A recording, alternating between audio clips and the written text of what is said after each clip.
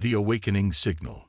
Lieutenant Commander Maya Reeves stared at her console in the dimly lit observation deck of Epsilon 9, Earth's furthest deep space monitoring station. Her fingers hovered over the display as she rechecked the readings for the fifth time. The signal shouldn't exist. Not here, not now, not after 5 millennia of silence from the region known as the Void Quadrant. Director Kaplan, she called, her voice steady despite the chill creeping up her spine. You need to see this. The signal pulsed rhythmically, a mathematical sequence that repeated precisely every 19.7 seconds. What made it extraordinary wasn't just its origin from a section of space where no known civilization existed, but the embedded patterns within it. Patterns that matched no known communication protocol in the Galactic Alliance database. Director Shani Kaplan approached, coffee in hand. Her eyes widened as she studied the waveform. How long has it been broadcasting? That's just it, Maya replied. According to the timestamp data, it's been transmitting for approximately 5,000 years at exactly the same frequency and interval. Our new quantum receivers are the first technology sensitive enough to detect it. Within hours, Earth Command had assembled an emergency response team. Among them was Dr. Elias Chen, a xenoarchaeologist whose life's work focused on studying extinct civilizations at the galaxy's edge. He moved with nervous energy as he examined the signal data. This sequence, he muttered, pulling out comparison charts on his tablet. I've seen it before. The room fell silent as Chen projected holographic images of ancient stone tablets discovered on the abandoned world of Silos Prime. The carvings showed mathematical sequences eerily similar to the signal's pattern. The Hylosians vanished 4,800 years ago, Chen explained. But before they disappeared, they left warnings across their world. These weren't random drawings. They were equations describing a containment field around the Void Quadrant. Admiral Javier Ramos, Earth Command's representative, folded his arms. You're saying this signal is connected to their extinction? Not just the Hylosians, Chen replied, swiping to display archaeological records from 7 other extinct civilizations. All of these advanced species disappeared within a 200-year period, all after expeditions to the Void Quadrant, and all left behind similar mathematical warnings. When the signal was processed through the most advanced translation matrices, 3 words emerged, hidden within layers of mathematical code. Maintain the seal. The evidence was compelling, but humanity had never been good at heeding warnings. The debate in Earth Command lasted 3 days. Those cautioning restraint were outvoted by those arguing that understanding the signal could provide technological advancement and protection against whatever had caused those ancient extinctions. We're not those ancient species, Admiral Ramos argued. We have technology they couldn't imagine. If there's a threat, we should identify it now, on our terms. Against Dr. Chen's vehement objections, Earth Command authorized a response transmission, a simple acknowledgement encoded with humanity's star maps as a gesture of peaceful contact. The response was sent using the newly developed quantum resonance transmitter aboard the science vessel Prometheus, positioned at the edge of known space. Captain Ariel Lee stood on the bridge as the signal fired into the darkness. Transmission complete, her communications officer reported.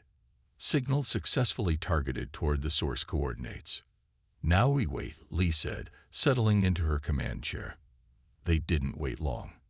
17 minutes after transmission, every system on the Prometheus flickered simultaneously.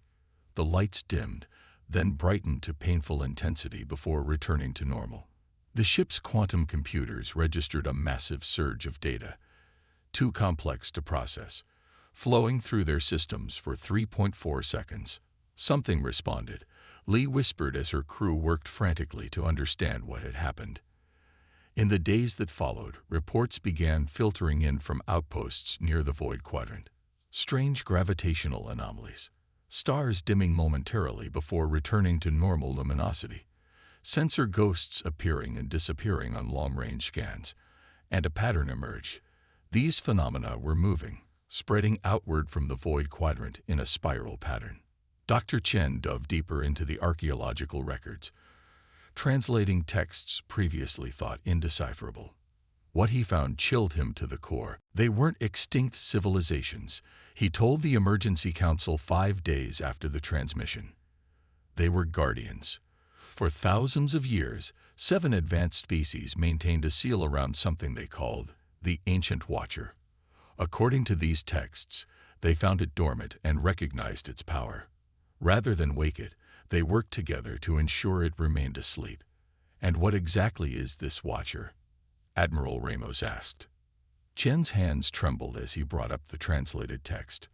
The records are deliberately vague, as if they feared even describing it might draw its attention. But they all agree on one thing. It existed before stars, before planets. It perceives reality differently than we do, and it remembers everything it witnesses. Maya Reeves, now stationed on Earth's lunar base, monitored the spreading anomalies with growing concern. The pattern was accelerating, the disturbances intensifying. 3 days later, the colony on Europa went dark. The rescue team found the infrastructure intact, but the colonists gone. No bodies, no signs of violence, simply empty habitations with meals half-eaten and equipment still running. When they recovered security footage, it showed only darkness flowing like liquid through sealed rooms, and colonists who didn't run or fight. They simply stood still, as if mesmerized, before disappearing into the blackness. Earth Command initiated Emergency Protocol Omega. All deep space missions were recalled. Outposts beyond Saturn's orbit were evacuated. The combined military fleets of Earth and its colonies formed a defensive perimeter at the edge of the solar system. Meanwhile, Dr. Chen and a team of the brightest minds worked feverishly to understand what humanity had awakened and how the ancient species had sealed it away. Their answer came from the unlikeliest source, a children's counting rhyme preserved in the cultural archives of the Tylosians. It's not actually a counting rhyme, Chen explained to the council. It's a set of navigational coordinates disguised as a simple memory tool to ensure it would be preserved even if their civilization collapsed.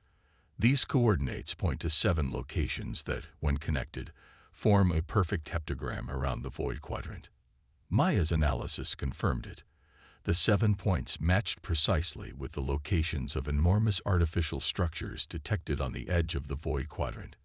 Structures that had begun emitting energy for the first time in millennia. They're failing, Maya reported. Whatever containment field these structures generated is breaking down since our transmission.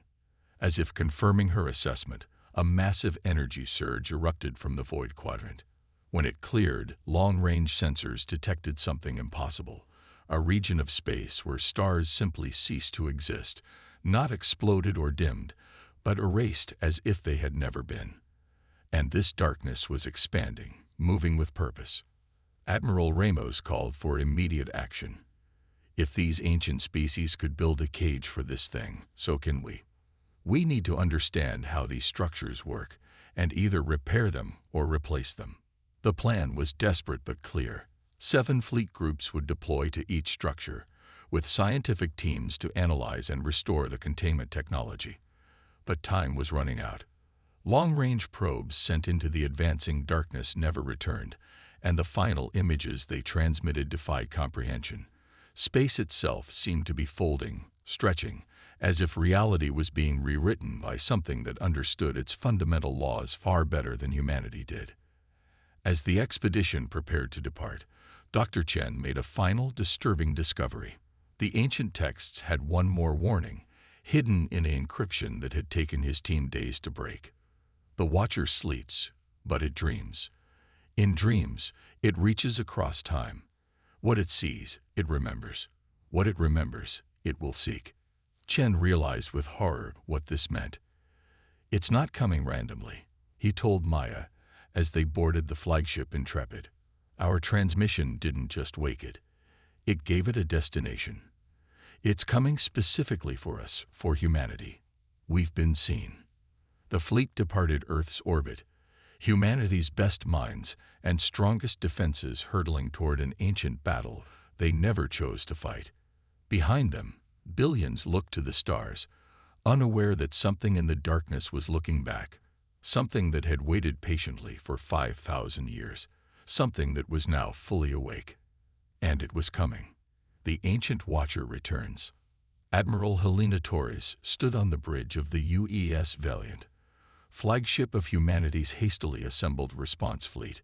Through the viewscreen, she watched as the 7 ancient structures loomed against the backdrop of space, massive ring-shaped constructs, each the size of Earth's moon, positioned in perfect geometric formation around the void quadrant. Energy readings are fluctuating, reported Science Officer Takeda. The structures appear to be attempting to reactivate, but failing to maintain coherence. Torres turned to Dr. Chen and Maya Reeves, both staring at the holographic display showing all 7 structures interconnected by fading energy fields. "We have 14 hours before total containment failure," Maya said. "Whatever these ancients locked away is nearly free." 7 teams deployed to the structures, each led by humanity's foremost experts in xenotechnology. Dr. Chen headed for the central control hub on the largest ring, designated Alpha Point. As his shuttle approached, the ancient technology responded, interfaces illuminating for the first time in millennia. "It recognizes us as sentient," Chen marveled as his team entered the massive facility. "The systems are attempting to interface." Back on the Valiant, Maya's analysis team made a breakthrough. "Admiral," she called urgently, "we've decoded more of the Tylosian data. These structures don't just create a physical barrier. They generate a dampening field for a specific type of consciousness.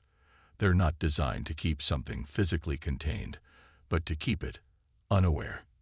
"Explain," Torres demanded. "The ancient watcher isn't a creature or a weapon.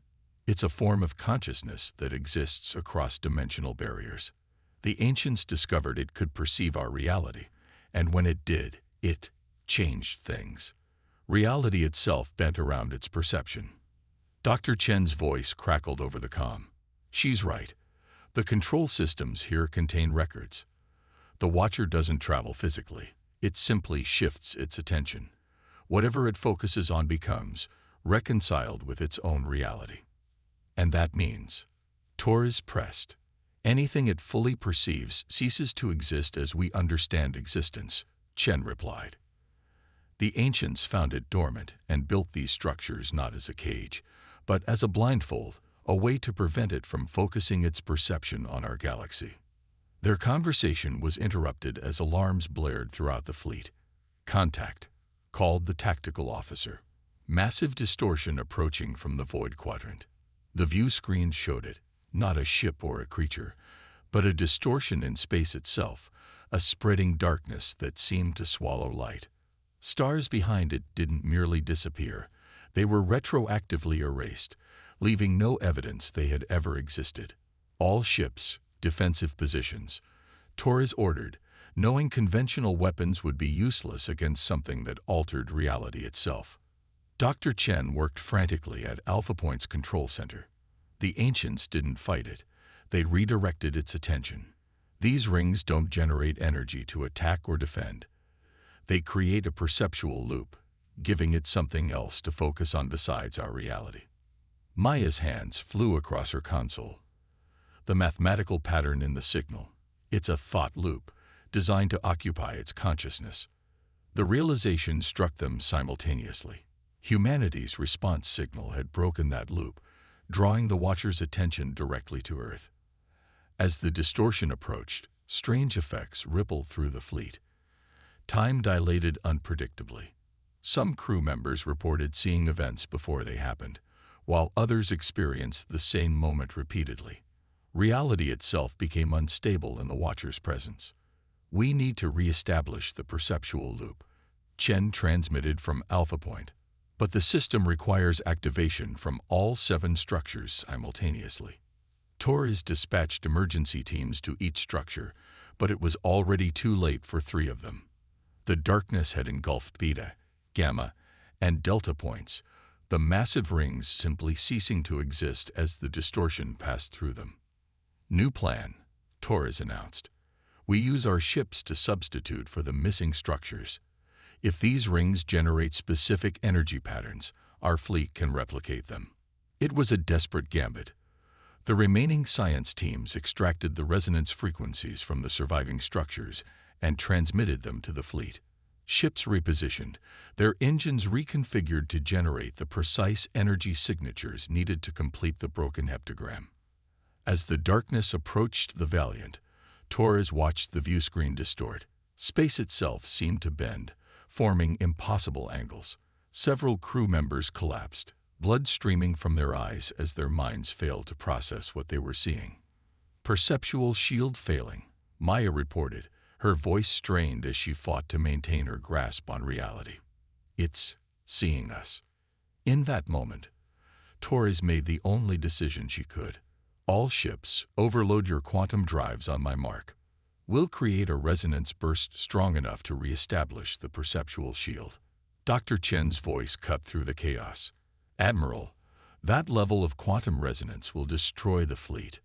"But will it work?" Torres demanded. A pause. "Yes, the energy release should reestablish the perceptual loop, temporarily."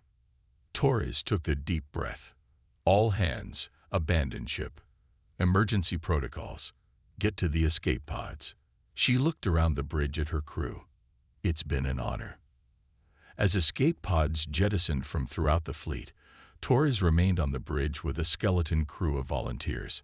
Maya and Chen worked remotely to synchronize the quantum drive overloads across all remaining ships. 57 seconds to total perception, Maya warned as reality continued to warp around them. Torres watched the darkness approach, a void that seemed to stare back at her with an awareness that transcended human understanding. In that moment, she felt it, an ancient consciousness turning its full attention toward humanity, curious and implacable. "Now," she ordered. Across the remains of the fleet, quantum drives pushed beyond their limits, generating a cascading resonance wave that intersected precisely with the energy patterns from the surviving ancient structures. The resulting burst of energy created a perfect heptagram pattern that engulfed both the fleet and the approaching darkness. For one terrible moment, Torres felt her mind touch something vast and incomprehensible, a consciousness that had witnessed the birth of stars and the death of entire realities. It regarded humanity with neither malice nor benevolence, merely with the dispassionate interest of an entity to whom galaxies were momentary diversions. Then the quantum drives detonated. A blinding flash of energy erupted across space as the fleet sacrificed itself to restore the ancient seal. The perceptual loop reestablished, creating a new blindfold for the ancient watcher. When rescue ships arrived days later, they found only debris and a handful of survival pods. The darkness had receded, the distortions in spacetime stabilized. Of the 7 ancient structures, only 3 remained, but they pulsed with renewed energy, maintaining the restored containment field. Among the survivors was Maya Reeves, who had managed to reach an escape pod at Chen's insistence. Dr. Chen himself was not among those rescued. His final transmission from Alpha Point, preserved in Maya's personal log, became the foundation for humanity's new understanding of their place in the cosmos. The universe is older and stranger than we ever imagined. We are not the first to walk among stars, nor will we be the last. Some doors are sealed for a reason. Some signals are warnings, not invitations. The ancient watcher sleeps again, but it has seen us now. It remembers, and memory for such a being is eternal. We must become the new guardians, standing watch where older civilizations once stood. This is our burden now, our purpose, to maintain the seal, to preserve the blindfold, to keep silent watch for the next 5,000 years.